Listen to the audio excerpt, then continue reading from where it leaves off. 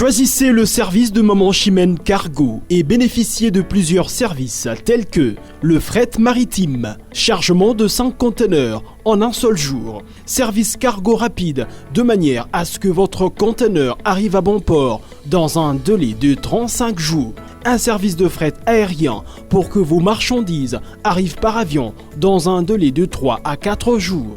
Maman Chimène dispose également d'un salon de coiffure mixte, coiffure homme de très haut niveau, coiffure femme avec des professionnels de la beauté et du look. Un salon qui respecte toutes les normes. Chez Maman Chimène, il y a aussi un restaurant qui vous met à votre disposition un petit déjeuner de 8h à 10h tous les jours, ainsi que le grand buffet de 13h à 23h avec une multitude de repas africains. Rejoignez tous le service exceptionnel de Maman Chimène 6 à Dubaï, Moon Royal Hotel, Deira, Maman Chimène Cargo Service, toujours près de vous. On vous accompagne en tout pendant votre séjour à Dubaï.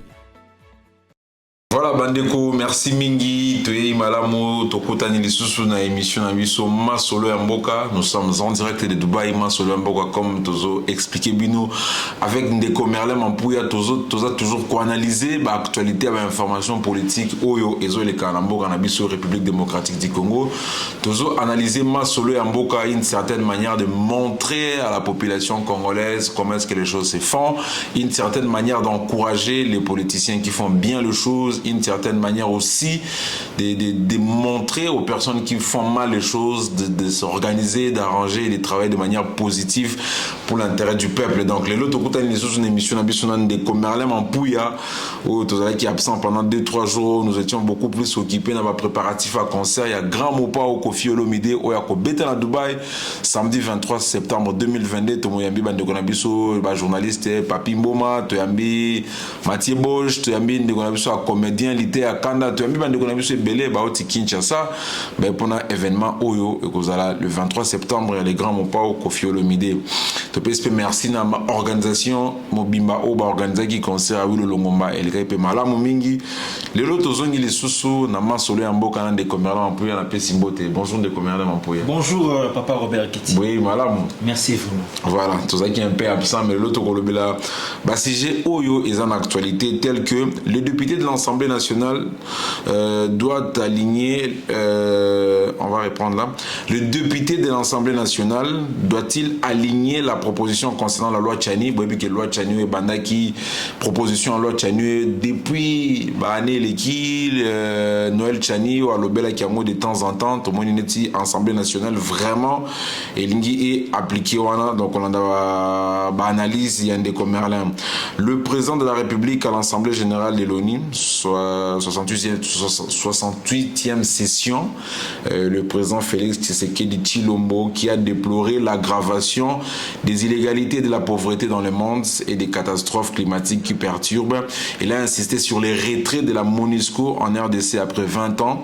Retrait accéléré qui devrait se faire dès le mois de décembre 2023. Pour les élections qui se tiendront au mois de décembre 2023, le président a confirmé la tenue des élections à la fin de l'année et lance des invitations aux institutions internationales pour une mission d'observation électorale.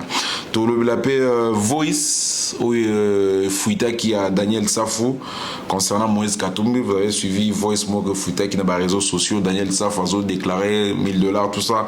On va également parler de ça. On s'approche des élections, sondage sur tous les candidats, sondage sur Matata Pogno, sondage sur Moïse Katumbi, sondage sur Félix Tshisekedi, sondage sur tous les candidats. C'est tout à l'heure dans cette émission Masolo ya Mboka. Nous sommes en direct de Dubaï. Voilà donc premier point le leza député et Assemblée nationale bazolinga ba aligné proposition concernant loi Tchani. Donc la loi Oyo pose à la présidente de la République, pose à la poste Moro à Likolo, il faut à la Congolais de père et de mère. Lorsque nous parlons du Congolais de père et de mère, c'est-à-dire que papa na maman baza d'origine congolaise depuis ba koko d'origine congolaise donc ça nati koko na bina zara belge soit juif ainsi de suite là donc c'est très compliqué donc il faut la Congolais de père et de mère tes parents ton père ta mère baza benza ba congolais. Alors loi Oyo est visée penza ne ba tout congolais nyo c'est bizarre loi Mozo visée beaucoup plus Moïse Katumbi Tcha pour être candidat président de la République non a déposé candidature demain il avait déjà annoncé ça. Ndeko Merlin Mampouya, c'est quoi ton analyse par rapport à ça? Oui, merci de Robert pour la question. Na koye bisayo que loi Tchani eza ko viser mututé to batuté. Eza pour na ko protéger mboka. Mboka nyonso eza na mibeko na mo. Alors par exemple muké ndesi par exemple na États-Unis d'Amérique pour aux la candidat président de la République, il faut botama kaka na mabele na bango. Okay. Je prends un exemple. Ceux qui papa dans un ambassadeur va tenir quelque part et que botami na mboka wana. Aux a éligibilité pour nos candidats président de la République. Mais bah parents sont américains. Alors biso par rapport à l'histoire où comme les biso na mboka, ba guerre où comme les biso na ba voisin na biso, ndé pesi biso ma yele ya komona ki mutu akokamba mboka na biso akokamba biso ba congolais, il faut ça congolais ya tata na ya maman. Donc tu as la tinate ya ko viser soit qui que ce soit, ko viser mutu moko to batu moko te. Et puis na ko bakisa ke to ko ça ba député aux alliés législatifs na bango ya suka.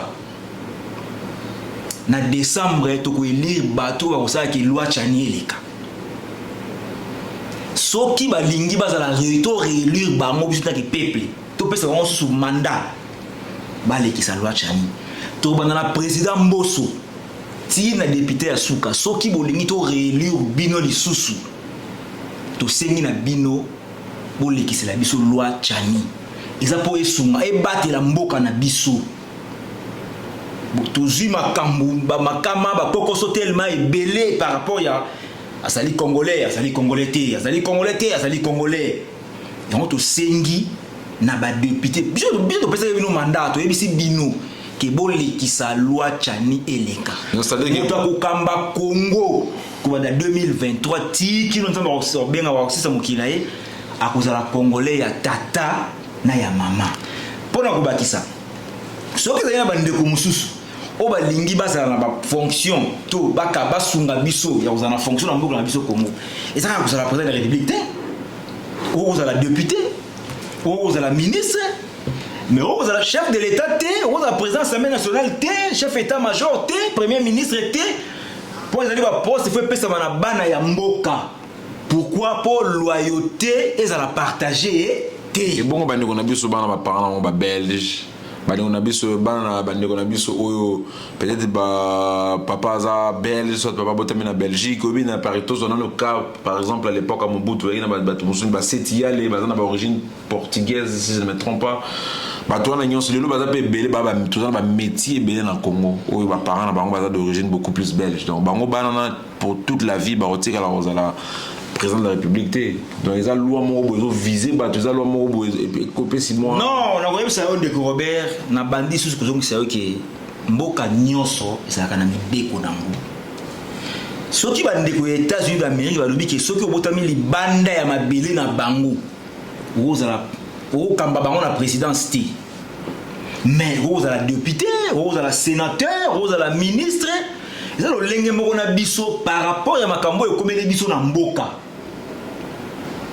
ndenge ba voisin ba tourmenter biso ndenge mindele ba grande puissance ba na posa ba gérer ba konza ba panza mboka na biso kutala histoire wana nde la kisi biso ke moto ya kokamba biso aza na loyauté partagée te aza te que 50% français 50% congolais tant qu'on se retrouve devant les faits à quoi battre à côté là-bas français toi à côté là-bas ba congolais pour na ba ndeko na nga ba congolais nyonso ba botami tata ozali congolais te to mama tuza na posa na bino na mboka boza ba ndeko na biso mais certes que pour na ko sunga Congo faut ça ka président tu peux être un ministre ou la député ou la ADG ou la PDG ou la enseignant mais pour na poste wana wa kokamba mboka par rapport à ndenge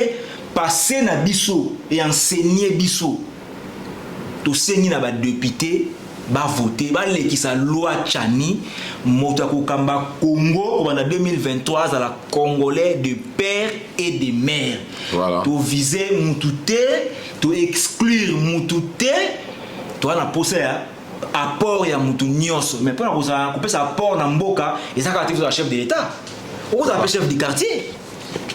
Vous appelez bourgmestre. Et c'est faux mon arabe, chef de présidence. Non. Voilà, merci Ndeko Merlem un peu pour l'éclaircissement bah tout mususu ba au monde mystique lundi to solo lama solo Ndeko Stone Khalifa être au contredire pour aller à l'objet d'accord tenayo.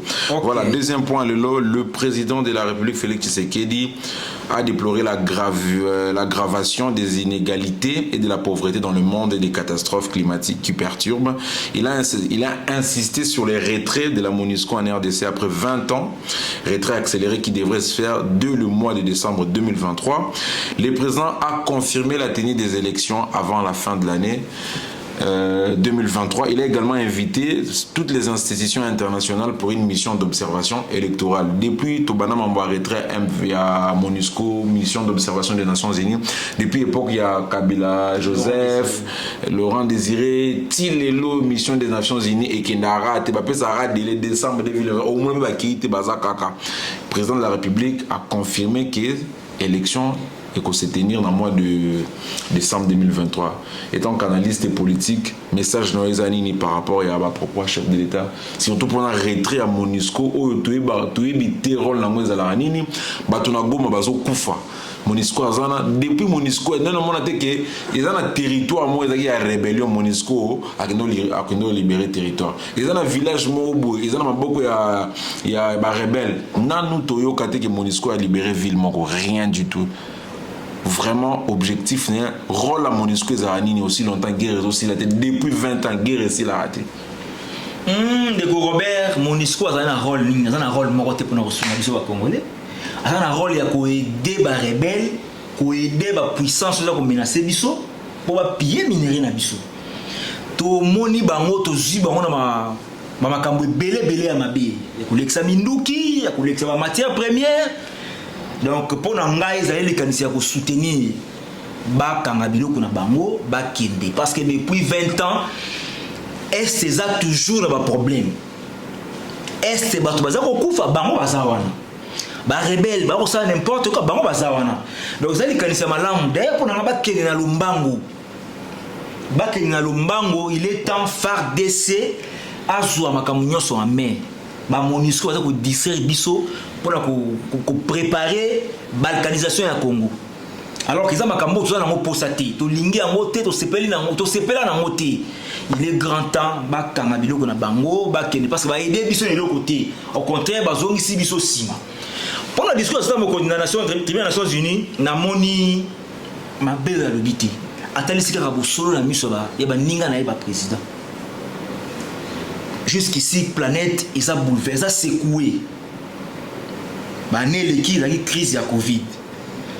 Actuellement, la crise de l'Ukraine a bouleversé un peu la planète.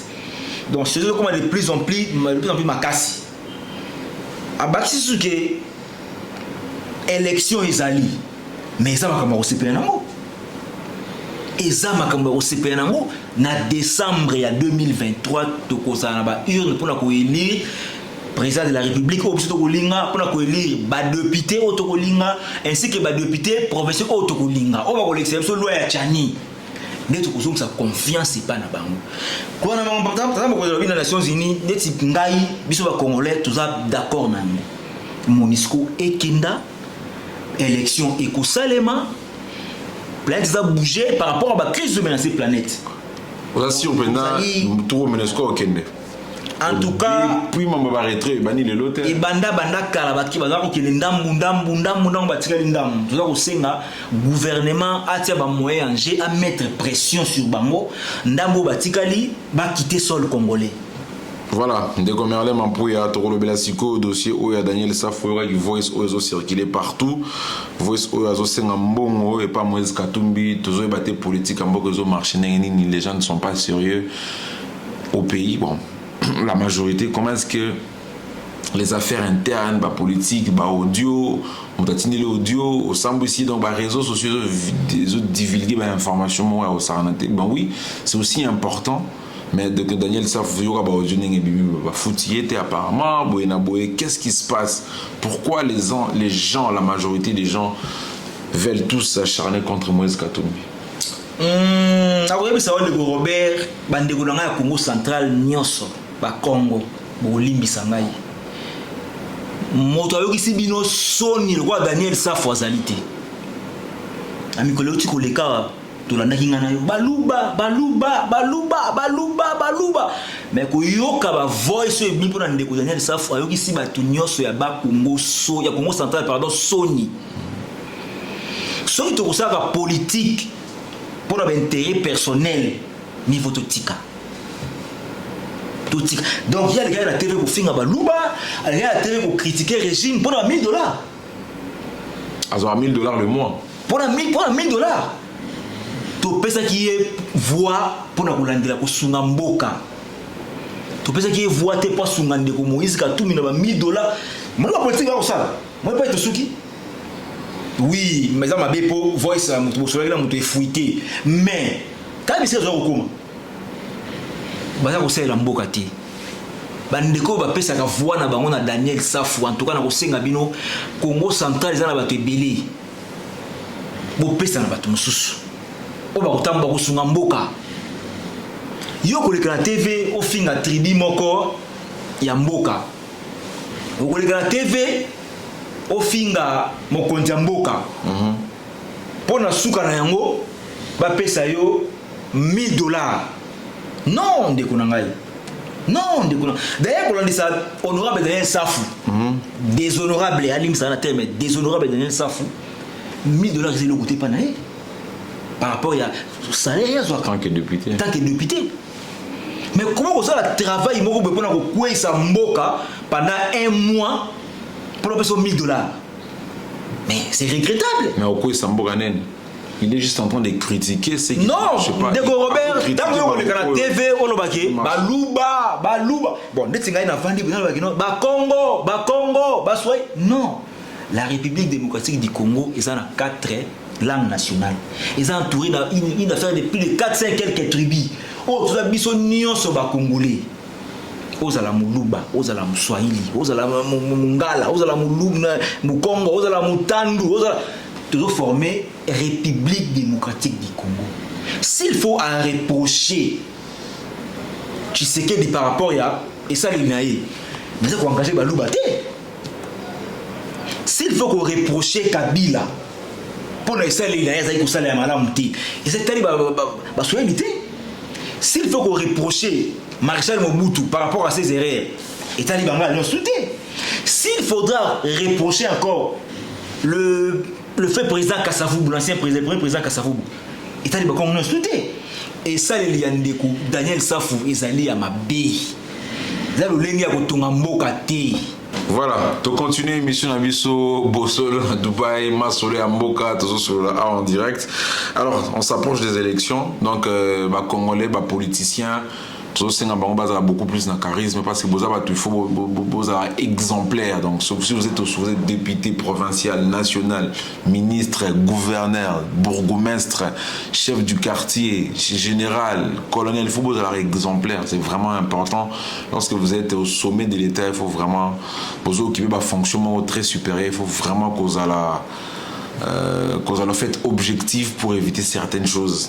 Voilà, toujours le Belasco, les élections s'approchent, sondage de tous les candidats. Il y a le président Félix Tshisekedi qui va peut-être dans les jours à venir déposer sa candidature. Matata Ponyo a déjà déposé, Ndeko Mutanda, Bazé Belé, Ndeko Constant, le but au monde Ndeko Moïse Katumbi, tu sais qui va rejeter ou pas par rapport à gauche et droite. Mais nous connaissons pas présenter ma candidature dans Bango, mais Ndeko Merlin Mampouya étant canaliste, sondage d'Inozo Sala. Du côté FCC, on va se prononcer, mais jusque-là, Tshisekedi, les adversaires, bon, on a très fort pour Tshisekedi, c'est Katumbi, c'est Matata Ponyo, Martin Fayoulou, Ndeko Merlin Mampouya étant canaliste. C'est quoi votre sondage par rapport à l'élection en 2023, surtout dans le sommet, la présidence? Oui, Ndeko Robert, par rapport à l'élection en décembre 2023, sondage est ici que Tshisekedi Azali au top. Okay. Malheureusement, que ces derniers temps, Aza vraiment à baisse. Okay. Moi, il est à 65%. Okay. Au moment où nous parlons, je vous dis qu'il y a combien à 55%. Pourquoi 55%? Il faut comprendre que l'entourage n'a abusé tellement trop. Parce que ça la BRR tellement trop, ils ont quitté ça. Il y a même une vidéo dont il a dit que son prédécesseur avait raison de dire ça parce que lui aussi, apparemment, ils ont un même problème. Oui, non seulement avant le bango, Ngaïto, c'était là constant l'amour. Tout le monde qui a déjà. Qui entourage à mon Kondiamboka, Ming, Baza, Sungaïti. Et puis, tu as cessé de dénoncer bango. La bandi, premièrement, le ministre a. EPSP, ministre renseignement. Tony. Mais comment se fait-il Bana Nazali contre Binoté, contre gestion du ministère. Comment Bana va le résultat pour la première fois Bazuité et Bakatani. Et puis, quelques temps après, deuxième session. Non, tu as Mboka Bongoté. Berre Wana Mikie Wana. Dès que tu as sondage à Mokonzamboka. Alors, il y a beaucoup de justice. Il y a des difficultés. Il y a des remaniements. Tout le monde qui a zone de pleurer, conseiller, certains ministres, certains cadres à parti. Alors, il faut que vous quittez ce sondage à Mokonzamboka. Nous savons qu'en face de lui, il y a un adversaire pendant à Makasiti. Tu as dit qu'il y a des commentateurs pour déjà candidat à déposer, des constats, Moutambape a déposé déjà. Le candidat Makassi pendant tout le monde. Mais tout ça, la Keba, il dépêche, conseiller à Mokonzamboka. Par rapport à le lenge bozali ko memela makablo vous avez tambusa vous avez quitté sa sondage la Félix Tshisekedi par rapport à l'élection de décembre azaki na 65% le mois passé mais maintenant moi on a 55% bosa les frères wa bongisa le lenge na bino ya ko salela mboka ya ko travailler na pembeni na ye pour na kozungisa sondage na ye likolo ya 65 pe mataliko na ko leka donc pour na ngai oui, Azali candidat. Donc pour Nayo, Tony Maba, il y a un problème technique par hasard. Problème technique. On n'a jamais vécu ça. Problème technique ou pas, dans le but de Tanguy pour Nayo, vous gérer le ministère Wana. Donc il faut que les gens montent les cas sans pourtant. On dit que ces enfants ont fait les recours. Recours. En tout cas, sur la bongo de Tingana, ils allaient penser na semingi par rapport à l'enseignement. Ce qui n'a pas parce qu'il y a la tête en tête. Mais ils avaient bien monsieur le qui s'assomme à Mokonzamboka. Donc, bazana obligation. Ce qui va lingi, va stopper sa Mokonzamboka deuxième mandat. Pour ça, vous payez bango va bongisa le lenge na bango ya kosa ila musala. Le lenge na bango ils ont sunga Mokonzamboka ti. Ok.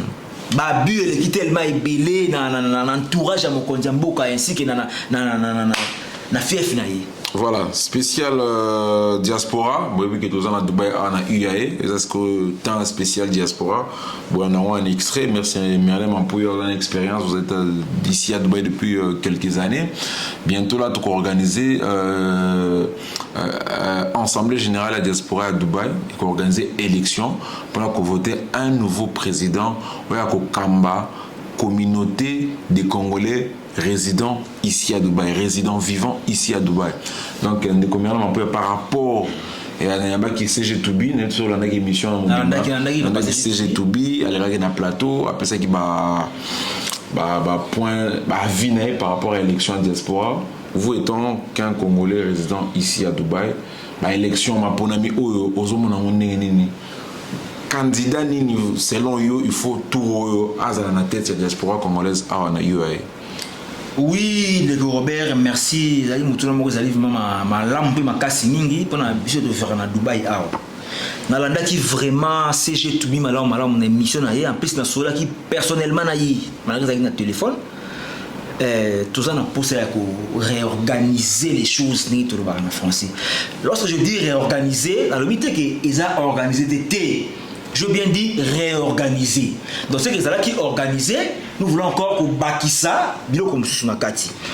Pour le candidat potentiel, il y a la présidente diaspora congolaise, la diaspora congolaise na Dubaï.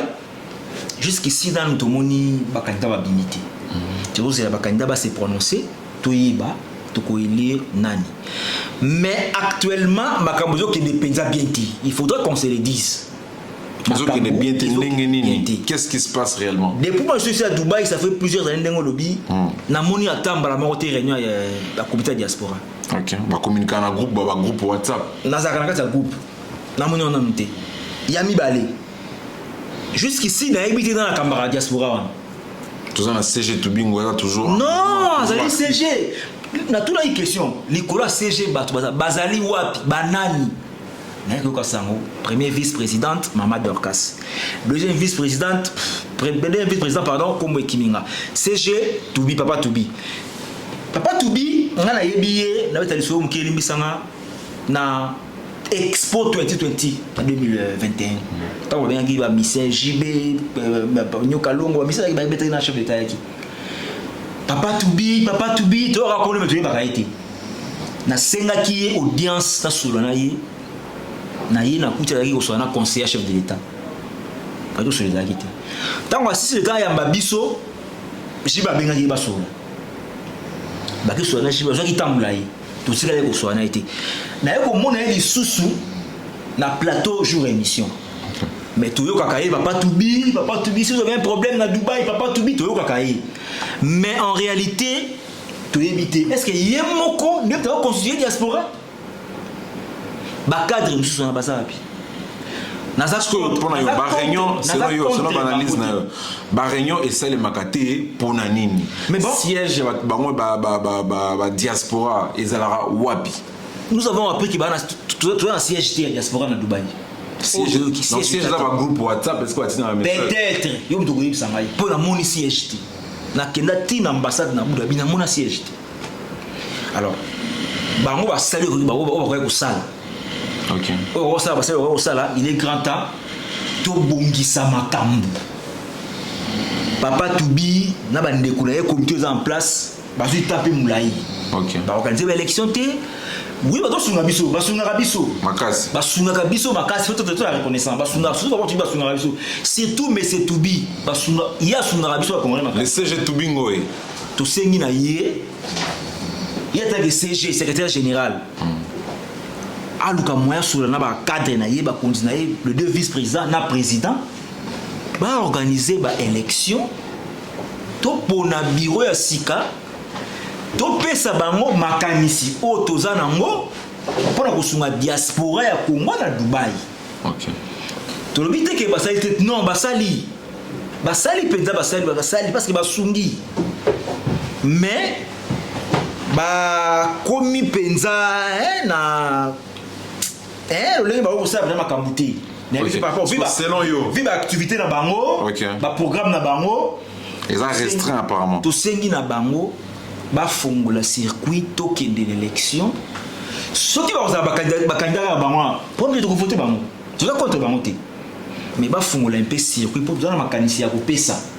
Tant bureau si ko vanda, tu peux proposer makanisi na biso. Il faudra siéger là. Il faudra ba Congolais en cas de pour nous aussi problème au bengi na téléphone. Au bengi na téléphone salabo ça oui. To lingi bureau ezala. To lingi makambu e vanda pour eza moi likolo. Toujours remercier bon parce que ba sali penza, ba pesi venir le conformer. Mais il est grand temps ba organiser l'élection. To bakisa mayele makanisi auto moni ba linga mso na kata Dubaï mboka msusu. Pour la communauté congolaise na Dubaï. Parce que selon des commentaires, il y a critères le nouveau chef de la diaspora congolaise, la personne qui sera le président. Quels sont les critères selon yo? Mutunini fois kamba diaspora ya Dubaï. Oui, dans la émission ya CG Tubingo malamu. C'est ça qui va critère pour kamba diaspora ya Congo na Dubaï. Pona ngai na kosenga na mtu akamba biso ba Congolais na Dubaï awa azala beaucoup plus pembeni na biso ba Congolais parce que comité est en place tout le monde a kaka CG Toubi réunion c'est le marathon tout le monde a kaka CG Toubi et puis en cas de problème tout le monde a CG Toubi tandis que bazali moins nombre dans le comité alors oya ko zwa bon et to ngambalo yo azala beaucoup plus pembeni ya ba Congolais ko bana na président té na bato ba kolona sima parce que communauté congolaise na Dubaï za na makambo belé CGI moi aussi ça monter azana famille azana ba frère na ye azana mutu donc oya ko zwa mbalo yo a fongola pouvoir a fongola silva a fongola circuit tolingi siège ya diaspora na Dubaï ezoma tolingi ba réunion esalemaka tolingi en cas de problème bakonzi toza na facilité ya komona bango ya koyamba biso neti tomonaki na matoki matanga eza na cotisation baannonce yango na groupe okutana moto telle place ça possibilité eza donc siège eza très important po tosuki ça diaspora congolaise faisant un mouvement très compétent et ça vraiment les canisiens malama alors ndeko merle mampuya to aussi ça yo moko ozala candidat au postuler tant que gouverneur et tant que président diaspora bien ozara observateur de la musique ba critère ba poseja pesa ki au comité en place pesa ki pour na ba élection naza éligible tenango OK na ko ba busolo et pesa qu'il faut la marier oui naza marié pesa qu'il faut au moins plus de 5 ans à Dubaï malheureusement dans 5 ans à Dubaï peut-être bandeko baza éligible na ba condition wana ba munana ba pesa biso projet social na bango soki OK to ko élire bango tout ko beta c'était siège ya diaspora ezalité na Dubaï ba réunion ya comité to zo ke sale makati muto ya ko kota pa kamba biso a pesa siège au cas où comme on a eu problème aibi ke soki na ko kina ambassade te na ko leka na bureau diaspora za ka place tel na ko benga secrétaire na ko benga conseiller na ko benga président na ko benga vice-président to boy système que to benga ka CG to bité to boy système on goya osarate c'est tout un problème parce qu'il y a ba problème sous président ba vice-président ba ka CG oui ngati ngapa na ba monter mama dorka so ko limbisanga na deuxième vice-président na Bosani Kombo papa Tanas na ba ki binoté ba ka CG to bi donc to sengi na ba responsable au bazali en fonction psycho dans diaspora ba organiser ba élection ou ya ko sala capable éligible dans condition azu et tonga to bakisi mayele to bitike baza bazoba te na bien to bakisi mayele to bakisi autre dans le expérience autre dans le idée pour la communauté congolaise na Dubaï d'abord ba congolais toza peuple vraiment compliqué ya ko saranati et partout dans le monde tona walo lenge moko boto se comporta alors mon conduit à koya sika azala beaucoup plus na facilité automona ka na facilité pour toza na ba problème ya ko saranati voilà merci neko mala mapo to komina suka moi loba suka ezali par rapport à l'actualité sur les kanamboka elo no loba na ba politicien mboka pour vraiment peuple azana besoin lié bien à la bien ba infrastructure courant mai élection les gars bien ba population à est ba besoin de kimia aussi ces missions et l'autre recoute sous lundi mais un dernier mot lilobana suka na peuple congolais à Kinshasa ou à Zolanda biso et RDC mo bimba Kinshasa raté bande kunangai ba congolais de partout na RDC ainsi que les bandes RDC nazo senga na biso ba congolais tout ça l'effort tout yebisa bato to pesa ki mandat na 2018 que pour te renouveler bango mandat pour kondia mboka biso voilà ça ba condition pourquoi pas na biso te tozali contre mututé et puis pour la kosunga Congo ça va te vous président de la République voilà. Non donc bande konanga ya Congo nyo surtout to pesa voix na biso na décembre na ba député o ba kolekisa loi chani na dernier législature na bango parce que mandat na bango ya suka ya ngo et puis dernier résultat na bango ya ngo ba na septembre et na décembre donc to pesa voix na biso na bato ba kolekisa loi chani ko na président Mbosso tina député ya suka soki ba legisi loi chanité c'est que pour na biso baza dina kozonga su na hémicycle te pour na ko défendre biso voilà merci de commander Mampuya merci beaucoup to kuta na susu lundi à partir de 22h pour na actualité pour na information pour na analyse j'espère que to kozala na ndeko na biso susu Stone Khalifa oyo ko to ba ko débattre ensemble na ndeko Merle Mampuya d'ici là portez-vous bien bo s'abonner toujours à Bosolo na Dubaï TV toza awa pena ko pesa bino ba information na actualité nyon sur Dubaï boye ba ki déjà lobby samedi 23 septembre pardon 2023 les grands mon pas confié le midi à Okoma na asa déjà na Dubaï awa a beta concert amené na salle au babengi de Agenda Media City to mobiliser ba congolais nyon sur bozota la vidéo nous vous appelons nous vous invitons à être présent dans le concert, ça sera une très bonne chose, ça sera une fierté pour toute la communauté congolaise. Bande Konabi, sur Kenyan, Tanzanie, oui, Congolais, Penza, ça a mobilisé pour couper sa poids. Dans des Kofi Olomide le 23 septembre 2023. Surtout là, portez-vous bien et à une prochaine occasion. Choisissez le service de Maman Chimène Cargo et bénéficiez de plusieurs services tels que le fret maritime, chargement de 5 conteneurs en un seul jour, service cargo rapide de manière à ce que votre conteneur arrive à bon port dans un délai de 35 jours, un service de fret aérien pour que vos marchandises arrivent par avion dans un délai de 3 à 4 jours. Mama Chimène dispose également d'un salon de coiffure mixte, coiffure homme de très haut niveau, coiffure femme avec des professionnels de la beauté et du look. Un salon qui respecte toutes les normes. Chez Mama Chimène, il y a aussi un restaurant qui vous met à votre disposition un petit déjeuner de 8h à 10h tous les jours, ainsi que le grand buffet de 13h à 23h avec une multitude de repas africains. Rejoignez tous le service exceptionnel de Mama Chimène 6 à Dubaï, Moon Royal Hotel, Deira, Mama Chimène Cargo Service, toujours près de vous.